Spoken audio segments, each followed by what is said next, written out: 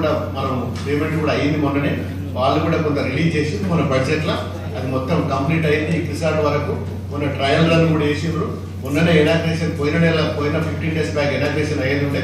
3 సార్లు 4 సార్లు నేను కొత్తగా జిఎం వచ్చిన కూడా మాట్లాడితే కోడ్ ఉన్నా సార్, కోడ్ వచ్చిన తర్వాత ఇనాగ్రేషన్ పెట్టుకుందాం అని చెప్పిండు. అది నాకు తెలిసి మే జూన్లో పటాన్చేరు వరకు ఎంఎంటీఎస్ అక్కడ వరకు స్టార్ట్ అవుతుంది. తర్వాత నెక్స్ట్ ఎక్స్టెన్షన్లో నేను సంగారెడ్డి వరకు పెట్టాలని చెప్పి నాకు కోరిక ఉన్నది. అది మొన్న కూడా 2-3 సార్లు నేను ప్రపోజల్స్ మన జిఎం తోటి మాట్లాడినా. అక్కడ జంషెడ్ అని ఒక పర్సన్ ఉంటాడు ఢిల్లీలో, ఈ కొత్త లైన్లో చూస్తాడు. ఆయనతో కూడా 2 సార్లు లెటర్ కూడా ఇచ్చిన దీన్ని ఎక్స్టెన్షన్ చేయాలని చెప్పి. మరి దాన్ని ఖచ్చితంగా పటాన్చెరు తర్వాత మన సంగారెడ్డి వరకు, ఎందుకంటే సంగారెడ్డి నుంచి రోజు ఒక 1000 మంది మన హైటెక్ సిటీకి హైదరాబాద్కు చాలా మంది పోతుంటారు.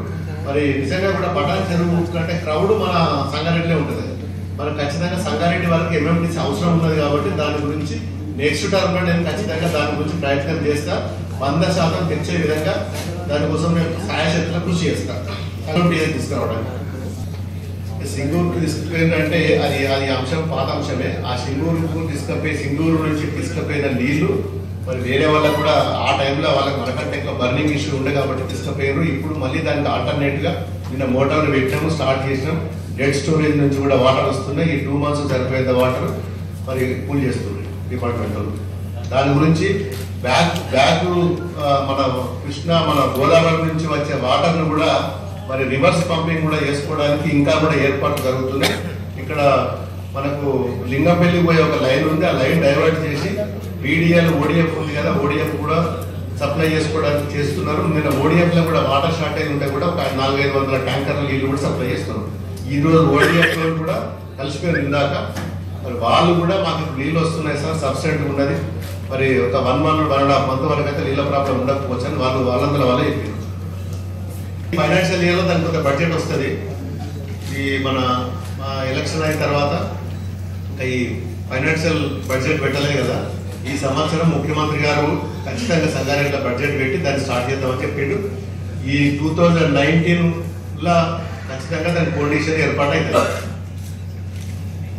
మన ఎక్కడైతే గవర్నమెంట్ ల్యాండ్స్ ఉన్నాయో ఆ ల్యాండ్స్ ఫుల్ చేయమని చెప్పి ఆల్రెడీ మన చీఫ్ సెక్రటరీ తోటి మన కలెక్టర్ 2 రివ్యూ మీటింగ్లు కూడా మాట్లాడిండు.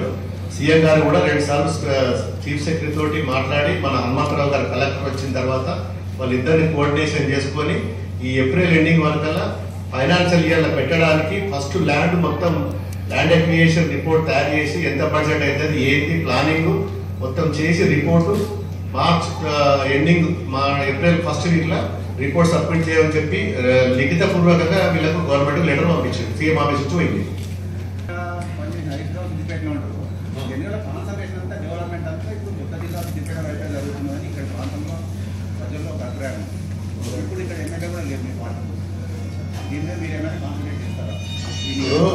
గవర్నమెంట్ అయితే మాది ఉన్నది, టీఆర్ఎస్ గవర్నమెంట్ ఉన్నది, మరి ముఖ్యమంత్రి గారు ఉన్నారు.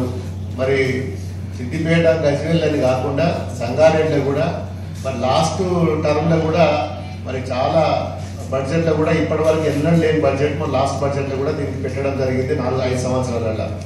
మరి ఇప్పుడు కూడా సంగారెడ్డికి సంబంధించింది ఎక్కడ కూడా నిర్లక్ష్యం కావడానికి అవకాశం లేదు. ఖచ్చితంగా నేను కూడా ఇప్పుడు సంగారెడ్డిలో ప్రతి అంశం మీద మరి అన్ని డిపార్ట్మెంట్లతో కూడా మాట్లాడి భవిష్యత్తులో సంగారెడ్డిలో కొన్ని పనులు కూడా మనం శాంక్షన్ ఇచ్చినాం. మరి ఆ శాంక్షన్స్ ఇప్పుడు టెండర్స్ కూడా కొన్ని పెండింగ్లో ఉన్నాయి. ఆ పెండింగ్ శాంక్షన్స్ కానీ మరి నేషనల్ హైవేకి సంబంధించింది కూడా మరి శాంక్షన్ అయింది, అది కూడా ఇంకా స్టార్ట్ కాలేదు. ఆ నేషనల్ హైవే కానీ సంగారెడ్డి టర్నింగ్లో ఒక మంచి ఒక సర్కిల్ చేయాలని చెప్పి ప్లాన్ ఉన్నది. ఆ సర్కిల్ కూడా చేస్తాం. సంగారెడ్డి పక్కన ఒక చెరువు ఉండేది, ఆ చెరువును కూడా ఎఫ్లూయెంట్ ట్రీట్మెంట్ ప్లాంట్ కూడా అప్పుడు పెట్టాలని చెప్పి నేనే మరి జిల్లా పరిషత్లో కూడా దాన్ని లేవనెత్తిన. అది కూడా మా దృష్టిలో ఉన్నది. సంగారెడ్డిలో మన టూరిజం కోసం కూడా 2 బోట్లు కూడా పంపించినాం బిఫోర్ ఎలక్షన్. మరి ఇప్పుడు నీరు లేక ఆగిపోయినాయి. మరి దాని సంగారెడ్డి చెరువును కూడా దాన్ని పూర్తిగా శుద్ధి చేసి ఒక మంచి బ్యూటిఫికేషన్ చేసి ఇప్పుడు సిద్దిపేట గజ్వేల్ ఏ విధంగా అయితే చేసినామో దాన్ని ఖచ్చితంగా సంగారెడ్డి ముఖ్యమంత్రి గారితో మాట్లాడి దాన్ని కూడా చేపిస్తాం. ఇక్కడ ఎమ్మెల్యే లేనంత మాత్రాన అభివృద్ధికి ఆటంకం కాదు. ఇప్పుడు ఎక్కడ ఏది అవసరం ఉన్నా ఖచ్చితంగా ప్రభుత్వం ఉన్నది కాబట్టి నేను కూడా ఇన్వాల్వ్ అవుతాను. మరి ముఖ్యమంత్రి గారితో స్వయంగా మాట్లాడి సంగారెడ్డికి సంబంధించిన ఏ ఇష్యూ అయినా మరి ఈ రోజు కూడా నేను చాలా మంది మరి నాకు సమస్యల మీద చాలా మంది వచ్చి చెప్తే కూడా నేను అదే ఇష్యూ మాట్లాడినా 100% సంగారెడ్డిని నిర్లక్ష్యం చేసే అవకాశం 100% ఉండదు. ఉంది, మెడికల్ కాలేజ్ ఉన్నది, నేషనల్ హైవేస్ ఉన్నాయి. మరి చాలా ఈ నేషనల్ హైవేస్ మీద కూడా అండర్ పాస్ కూడా ఎక్కడ కూడా చాలా యాక్సిడెంట్లు అవుతున్నాయి. మరి మొన్న మల్కాపూర్ చౌరస్తల అది కూడా under pass recently 6 months back నేను మాట్లాడి శాంక్షన్ చేయించిన వర్క్ కూడా బాగా స్పీడ్గా నడుస్తుంది. అది కూడా ఒక 4-5 months కంప్లీట్ అవుతుంది. 20 కోట్లు దాదాపు అని ఎల్ఎన్టీ 26 కోట్లు దాదాపు ఎల్ఎన్టీ వాళ్ళ దగ్గరికి వెళ్ళి కన్స్ట్రక్షన్ కంప్లీట్ అయినాక కూడా మళ్ళీ దాన్ని క్యాన్సిల్ చేయించి 26 crores తోటి మరి అండర్ పాస్ కూడా మనం ఇప్పుడు పని నడుస్తుంది. ఇది కాకుండా కూడా సదాశివపేట బైపాస్ లో కూడా ఒకటి పెట్టించినాము, సంగారెడ్డి ఒక సర్కిల్ పెట్టించినాము, ఇంకొక 2-3 పేర్లు గుర్తొస్తలేవు. అవి కూడా నేను 4-5 అండర్ పాస్లు బైపాస్లు కూడా ఈ నేషనల్ హైవే మీద పెట్టించినాము. ఎక్కడెక్కడైతే డేంజర్ స్పాట్స్ యాక్సిడెంట్ అవుతున్నాయో వాటి మీద కూడా సర్వే కూడా చేయించిన. మరి ఆ సర్వే రిపోర్ట్ కూడా వచ్చింది. అవి కూడా నేను నితిన్ గడ్కరీతో కూడా మాట్లాడినాను. ఆయన కూడా మాట ఇచ్చింది నాకు. ఇప్పుడు మళ్ళీ గవర్నమెంట్ ఏదో వస్తుంది తెలియదు, కానీ అవి కూడా నా దృష్టిలో ఉన్నాయి. ఈ హైవేస్ మీద ఎక్కడెక్కడ యాక్సిడెంట్లు అయితే వాటి కూడా చేపిస్తాను. పొద్దురెడ్డిపల్లి చౌరస్తాను, అదే పొద్దురెడ్డిపల్లి చౌరస్తాలో ప్రపోజ్ నేషనల్ హైవే తోటి మనం మాట్లాడితే ఏమన్నారంటే దీన్ని ఒక డిజైన్ చేద్దాం. మన సంగారెడ్డి దాటిన తర్వాతనే హైవే స్టార్ట్ అయింది. ఇక్కడ నుంచి ఇంకొక కొత్త స్టెచ్ ఇది టెండర్ అయింది. ఎక్కడి నుంచి మన హైదరాబాద్ రవీంద్ర పాలక నుంచి సంగారెడ్డి చౌరస్తా వరకు ఇది ఒక స్టెచ్. ఈ స్టెచ్ టెండర్ అయింది, కానీ అది ఎప్పుడో 7-8 సంవత్సరాల కింద డిజైన్ చేసిండ్రు. అది ఇప్పటి వరకు కూడా పూర్తి కాలేదు. మళ్ళీ మొన్న మేము పోయి అడిగితే అప్పుడు దాన్ని బడ్జెట్ లో కొంత అమౌంట్ పెట్టిండు, కానీ ఇంకా దాన్ని టీపీఆర్ కంప్లీట్ కాలేదు. మియాపూర్, కుకట్పల్లి అది మొత్తం ఫ్లైఓవర్ అవుతుంది. కుకట్పల్లి నుంచి పాతది మొత్తం క్యాన్సిల్ చేయించి కుకట్పల్లి ఎర్రగడ్డ నుంచి డైరెక్ట్ ఫ్లైఓవర్ మియాపూర్ చౌరస్తా వరకు ఫ్లైఓవర్ తీసుకురావాలి. ఆ పైనుంచి మన ఏమో వే అంటారు స్కైవే లేవాలని చెప్పి పాత టీపీఆర్ క్యాన్సిల్ చేసి మళ్ళీ కొత్త టీపీఆర్ ప్రపోజల్ చేసి మొన్న సబ్మిట్ అయింది. అది ఒక 2-3 నెలల సబ్మిట్ అయింది.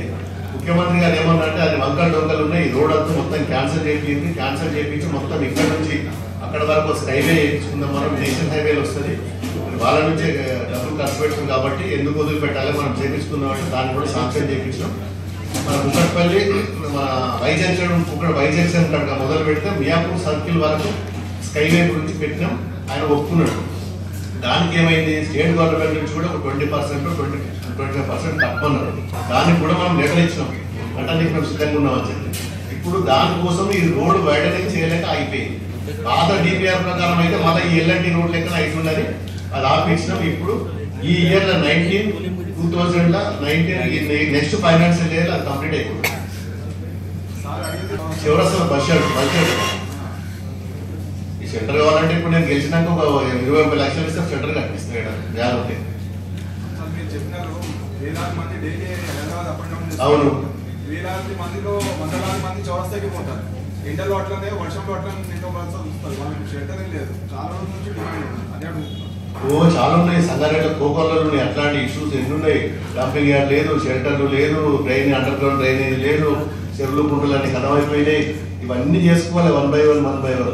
శిల్పరామం కంప్లీట్ కాలేదు, చెర్ల మొత్తం మురికి నీరు అయిపోయింది కదా ఈ చెర్లలో. ఇవన్నీ చేయాలని నా దృష్టికి ఉన్నది. దానికి ఒక బడ్జెట్ పెట్టి ఇప్పుడు నెక్స్ట్ టర్మ్ లో 200-300 కోట్లు పెట్టి ఇవన్నీ చెప్తాం. నెక్స్ట్ వచ్చినప్పుడు బాగా చూసి ఖచ్చితంగా బడ్జెట్ కట్టిద్దాం.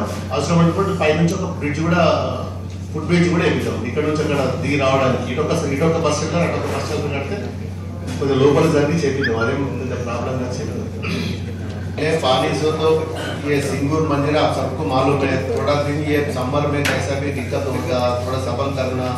अब 2-3 साल से पानी नहीं है, हर जगह से ये पानी का मसला चल रहा, अपने पास भी वही इशू है। थोड़ा अभी नेक्स्ट पूरा मिशन भगीरथ था, अभी संगारेड्डी केनाल पूरा मल्लाना सागर से हरा रंगनायक सागर मल्लाना सागर कोटापुर चंबा कंप्लीट होते ये साल के अंदर आपको भरपूर पानी आने का प्लानिंग कर रहा।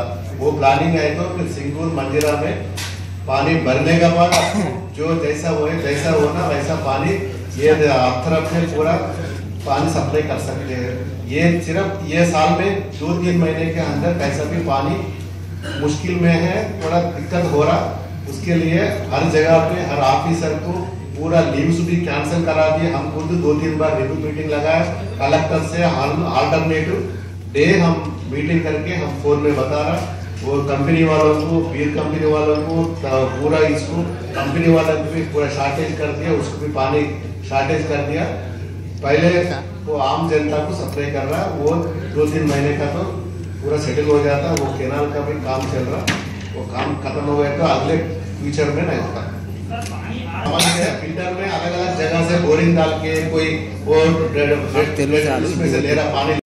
ఈ వీడియో మీకు నచ్చినట్లయితే లైక్ చేయండి మరియు షేర్ చేయండి. ఇలాంటి మరిన్ని వీడియోల కోసం మా ఛానల్ ని సబ్స్క్రైబ్ చేయండి. Thanks for watching.